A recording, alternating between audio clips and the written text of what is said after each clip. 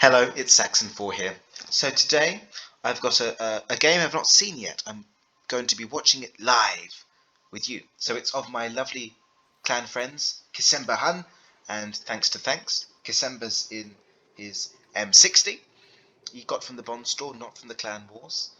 I've not played it. I don't know how good it is. Tell me in the comments, how good is the M60? Is it worth my bombs? Because I can get it. I have 24,000 bonds I've saved up. I haven't really bought many things from the bond store apart from a Liberty and the special vents. So, I've seen, or I've heard, that this was quite a good game from Kisemba Han. Quite a lot of damage was dealt, so let's have a look, shall we? So, first of all, Erlenberg. I used to hate this map with a passion, but since the rework, and since I got a bit better at the game, I've found it less bad, let's say. And I quite like it in assault mode, but not in standard. So Kisemba Han's gone to one of my favourite positions on the map, on this, to go to the castle.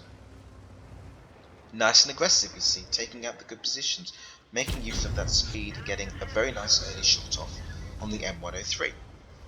I don't know, it's got that weird turret, hasn't it, the weak spot on top, but I believe the gun is very, look at that, oh, beautiful shot into the T10 there.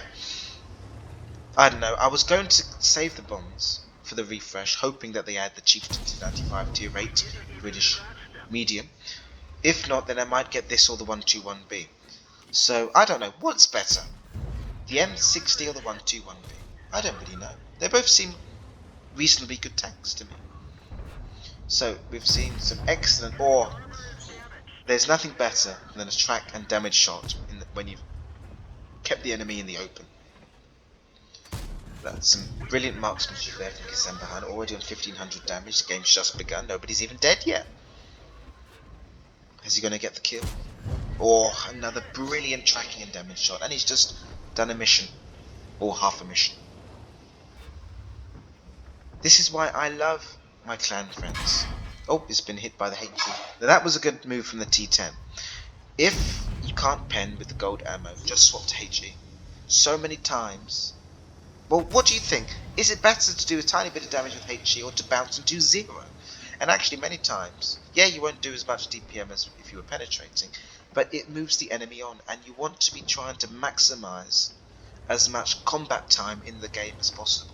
You don't want to be waiting for enemies to move. You want to try and force them to move, take control of the engagement, make them go where you want to go, what's beneficial for you. I don't know if you know this actually, but they are actually reworking high explosive rounds and how they work, or meant to be. I don't really know. There's not much information about it, but they want to do it so that it no longer penetrates tanks, and that it's calculated completely differently. We'll have to wait for the test servers before we can really discuss, but I am concerned for two reasons. First of all, I'm concerned that paper tanks are balanced because you can penetrate them with high explosives like the Scorpion, like the SU-130PM.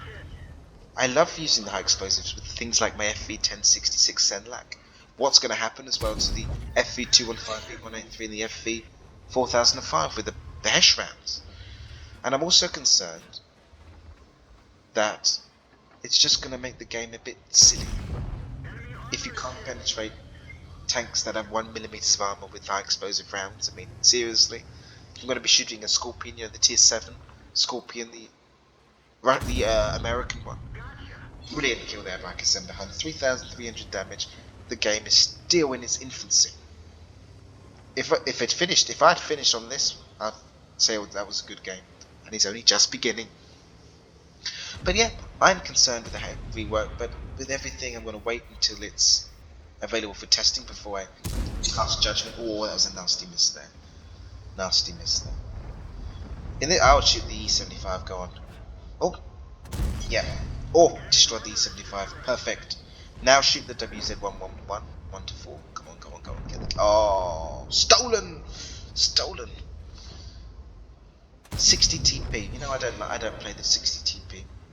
Personally, I don't think they should have been introduced into the game. The Polish tanks, because they're not real. And I have a stickler for real tanks, and let me explain what I mean by real tanks. I don't mean tanks that were built as real. I mean any tank that was built, mass-produced, prototyped, a mock-up was made, a wooden mock-up was made, or blueprints or sketches were made. In my eyes, those are real tanks. What I don't consider real tanks is stuff that Wargaming made, okay?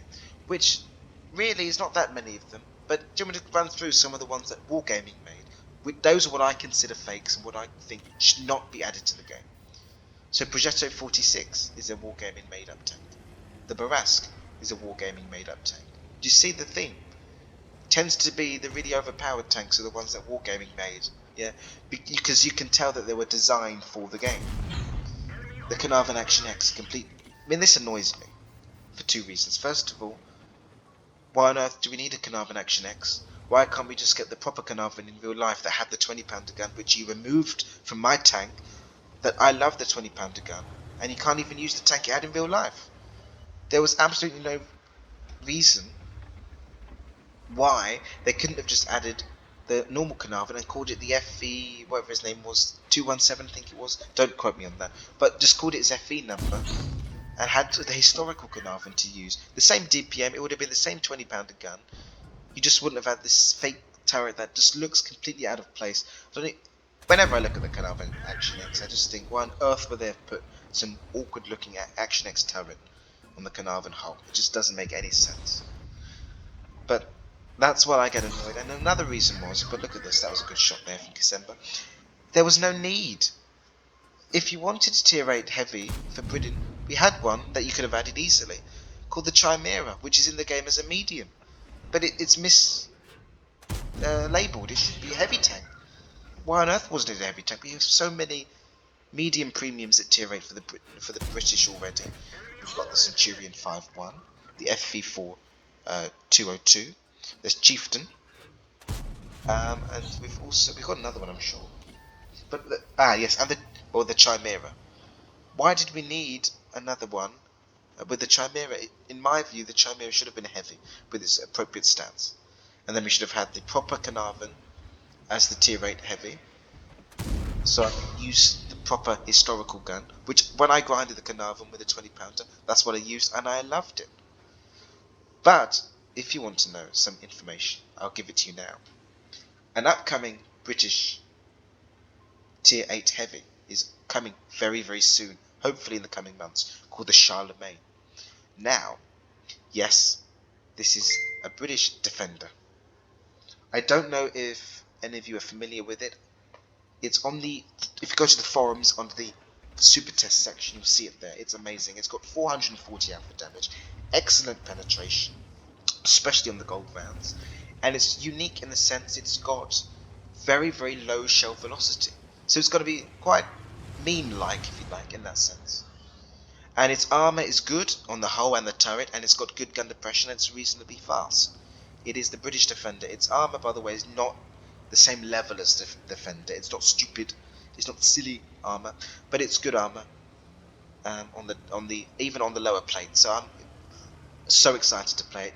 Regularly, I go on Tanks GG, have a look at the tank, the model, and just dream that it's going to be mine one day. I remember I was like that with the G-Saw 1008, and I love that, as well as the Valiant. The A46, I was gutted that they completely ruined. It's one of the worst tanks in the game. In fact, I would say tier for tier, it's the single worst premium tank in the game. Why is that, you say? Let's look at the stats. It's got the same stats as tier 5 light tanks, such as the Leopard. It's got abysmal deep damage per minute. It's got atrocious penetration, even the gold rounds being 138. You've got tier 5's light tanks with better gold penetration. Oh, that was an amazing bounce from December. Did you see the angling? That's called awareness. And just, you pick, the more you play, you just pick up those small little things, those little wiggles. Amazing 7,000 damage. This is at my best ever, is 7,000 damage with a bat chat. So, December's probably gonna beat me on that.